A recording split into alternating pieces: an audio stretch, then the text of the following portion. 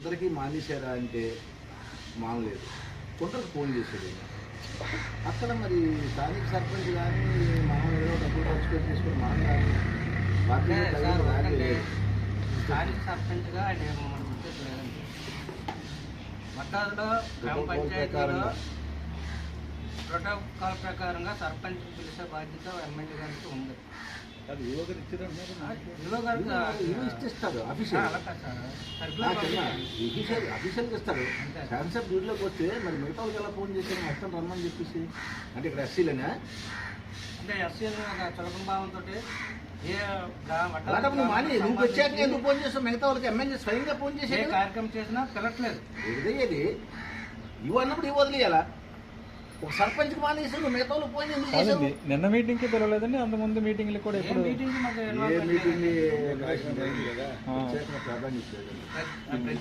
ప్రత్యేకంగా ఏం కాదు.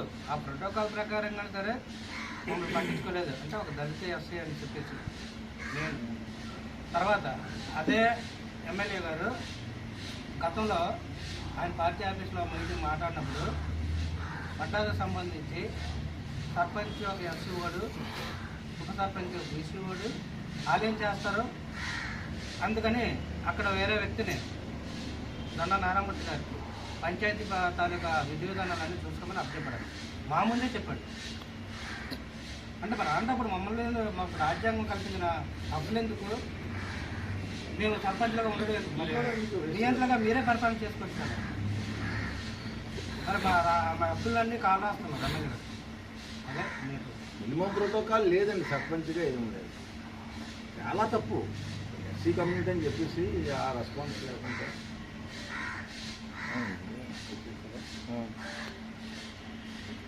ఇప్పుడు ఇబ్బంది పెడుతున్నారని నేను తెలుసుకోవడం కోసమే వాళ్ళందరినీ పక్కన పెట్టి మిమ్మల్ని రమ్మన్నానని చెప్పాడండి. అయితే ఓకే అని చెప్పాను అన్నాం. అన్న తర్వాత ఈ డైలాగ్ అన్నారు 5 నిమిషాలకి నారాయణమూర్తి లోపలికి వచ్చారు.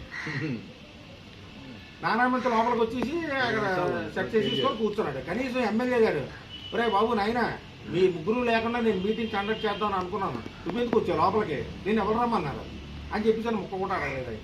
కొన్ని వచ్చి కూర్చున్నాడు, బాగానే ఉంది. అంటే నారాయణమూర్తి ఎదురుగా ఉంటే ఎవడో మాట్లాడలేడు అన్నది ఒకటి ఉంది మా అమ్మ వాళ్ళకి. అందుకని నారాయణమూర్తి పిలిండ్రా అక్కడ చాలామంది మాట్లాడడానికి రెడీగా వస్తే ఎప్పుడైతే నారాయణమూర్తి అక్కడ చూసారో ఎప్పుడూ అక్కడ మాట్లాడలేదు. పిన్ డ్రాప్ సైలెన్స్ అయిపోయింది అంతా. నేను కూడా సైలెంట్ అయిపోయాను. నాకెందుకు బాధ, ఎవరికి వెళ్ళిన దొరద నాకెందుకు? నా వరకు ఎమ్మెల్యే మటుకు నాకు అన్యాయం చేయలేదు.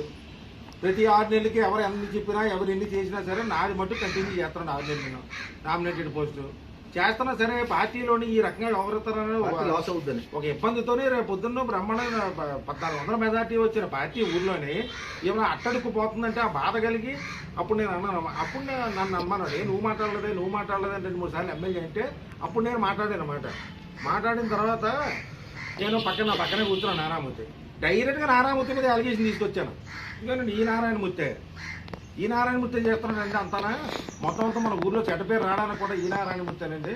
ఒక పంచాయతీ ప్రజలనుకున్న పంచాయతీ ఉన్నారు కాబట్టి ఆవిడ పరిపాలించాలి కానీ గ్రామాన్ని ఉప సర్పంచ్ అన్నాడు ఆయన పరిపాలించాలి గ్రామాన్ని. ఈయనెవరండి ఈ నారాయణమూర్తి అన్నవాడికి ఏంటండి సంబంధం? ఈయనకి ఎందుకంటే నేనే అప్పచెప్పాను. అదేంటి నేను అలా మాట్లాడతాను మీరు? నేనే అప్పచెప్పడం మాట్లాడతారు మీరు?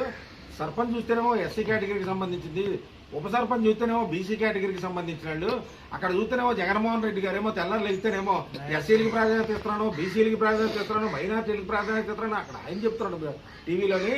ఇక్కడ మీరు చూస్తేనేమో ఎస్సీలను పక్కన పెట్టేసి బీసీలను పక్కన పెట్టేసి ఎవరో పంచాయతీకి సంబంధం లేని ఇలాంటి వ్యక్తి మీకు ఇలాగే చూపించాను. ఇలాంటి వ్యక్తికి మీరు ఎలాగప్పు చెప్తారండి పంచాయతీ అని చెప్పానంటే నేనే అప్పచెప్పాను. మరి ఆయనేమో ఎస్సీ వాడు, ఆయనకి ఏం తెలుస్తుంది పరిపాలించడం, ఈయన చూస్తే బీసీ వాడు, ఈయనకేం తెలిసిన పరిపాలన అంటే ఏమంటే బీసీ వాడు ఎస్సీ వాడు పక్కన పెట్టినది. ఆయన 3 సార్లు ఎంపీటీసీ చేశాడు, ఒకసారి మండలానికి వైస్ ఎంపీ చేశాడు. ఆయనకన్నా అనుభవం వాడు ఇక్కడ ఎవరు లేడు. అయిన తర్వాత మేము అందరం కూడా అనుభవ విషయాలు అయితే మటుకు ఆయనకు అనుభవం లేకపోతే ఆయనకు తెలియకపోతే ఈయన నడుపుతాడు పంచాయతీని. ఈయనతోనే కాదండి, ఈయన ఎవరండి? ఈయనకి అప్పచెప్పారు, ఈయనకున్నది ఏంటి అనుభవం? నిన్న కాక మొన్న వచ్చాడు రాజకీయాల్లోకి, ఈయనకి ఎలాగప్ప చెప్పారండి మీరు? అది పద్ధతి కాదండి అని చెప్పేసి నేను చాలా గట్టిగా అడిగాను, మామూలు కాదు. నేను ఒకటే చెప్పాను, నేను ఇంకోటి కూడా చెప్పాను, నేను ఇలాగ అడుగుతున్నానని చెప్పేసాను. మీకు బాధ కలిగి కోపం రావచ్చు, మీకు ఇష్టమైతే 6 నెలలు నామినేట్ చేయండి, మీకు ఇష్టం లేకపోతే ఇంకోటి కవడికి వేసేసుకోండి, నాకు ఆ పదవి కూడా నాకు అవసరం లేదు అని చెప్పేసి ఓపెన్గా చెప్పాను. ఓపెన్గా చెప్పిన తర్వాత దాన్ని ఏం చేశాడు, ఈ ప్రశ్నలన్నింటికీ సమాధానం చెప్పలేక ఎమ్మెల్యే ఏమో టాపిక్ డైవర్ట్ చేసేసి మీ ఊర్లోనేమో 50 మంది వాలంటీర్లే ఉన్నారు, ఇంకా మీ జనాభా ప్రకారం చూస్తేనేమో ఇంకో 10-15 మంది వాలంటీర్లు మీకు అవసరం పడతారు అని చెప్పేసి ఆ వాలంటీర్ తాలూకు పేర్లు ఇవ్వండి కొన్ని అని చెప్పేసి మొత్తం టాపిక్ అంతా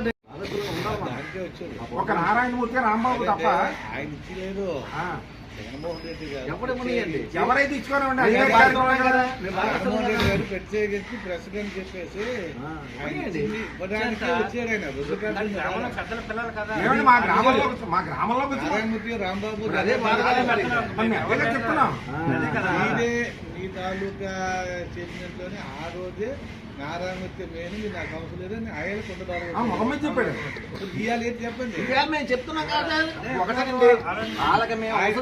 ఆయన ఉద్దేశం సుస్పష్టంగా గతంలో తెలియబెట్టి ఆ మాట మీదకి ఆయన కట్టుబడి ఉన్నాడు. ఆ మాటనే నేను మళ్ళా ఇవాళ నాకు సీట్ వస్తుందని చెప్పేసి ఆయన మళ్ళీ మార్చుకోలేదు. ఆయన దానికి ఒట్టుపడ్డాడు, దాన్ని ఆలోచిస్తున్నాడు. మీ వర్షనే మా దానికి చెప్తున్నాను ఆలోచన. మేము ఈయన ఒకసారి నేను ఒకసారి ఇంకొకటి ఒకసారి ఇలాగా ఇవాళ కాకపోతే రేపన్నా ఆయన మారుతాడు అని విధానంలో మార్పు వస్తుంది. రేపు పొద్దున ఎలక్షన్లు వస్తున్నాయి, ఎలక్షన్లు వస్తే ఆయన అవసరం ఆయన ఎమ్మెల్యేగా నిలబడతాడు, ఆయన అవసరం అప్పుడన్నా దిగి వస్తాడు. దిగొచ్చి అందరినీ కూర్చోబెట్టి సమన్వయపరిచి ఒక మాట మీద తీసుకుపోతాడని ఇప్పటివరకు ఎదురు చూసాం. కానీ ఆయన వ్యవహార ధోరణిలో ఏమీ మార్పు కనపడలేదు. పైపెచ్చు మా గ్రామంలోకి వచ్చి ఎన్నికలు 2 నెలలు ఉందనగా గ్రామంలో ఉన్న ముఖ్య నాయకుల్ని పిలిచి ఏదైనా కార్యక్రమం చేయాలని ధ్యాస లేదు ఆయనకి. ఒక సర్పంచ్ అయ్యి ఉండి సర్పంచ్ కూడా పిలకుండా సర్పంచ్ ఆఫీసులో ఆయన కార్యక్రమం చేసేటంటే మమ్మల్ని అందరినీ ఆయన వద్దనుకున్నాడు అన్న ఉద్దేశంతో వెళ్తున్నాడు.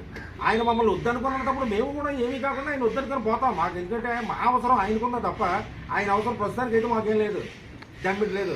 ఇంకొకటి చెప్తున్నాను, ఈ 5 సంవత్సరాల నుంచి ఈయన కానీ నేను కానీ ఆయన కానీ ఎమ్మెల్యేతో ఈ పని చేయించుకున్నాం అని ఒకటి ఎమ్మెల్యే కానీ చెప్పానండి.